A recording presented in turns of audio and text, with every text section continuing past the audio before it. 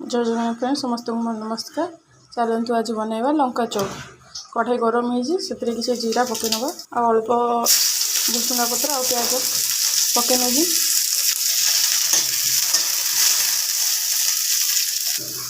अदा रसुण छेंचा को पकई नौकि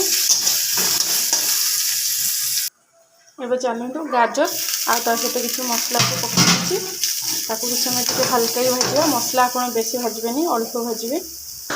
एवं से आलू आउ कि धनिया पत्र पकईने भी भाजिकी मसला रेडी कर देख फ्रेंड्स। आलू को भलटे चकटिकी लंका भितर भर्ती कर देखो फ्रेंड्स बेटर बन बेसन कि हल्दी लंका गुंड टी हल्दी गुंड आ जुआणी टी लुण पकईकी गोटे बेटर बन देखो फ्रेंड्स मु तेल गरम कर पकई नहीं गोटे बेस्ट लंका चप। देखो फ्रेंड्स तार रंग चेंज हो चलतु काढ़ी नवा। देखो फ्रेंड्स मोर रेडी हो लंका चप। आप भी एमती थे बन खातु भल लगे निहाती लाइक आउ सब्सक्राइब निहाती करदेवे। रोचे नमस्कार।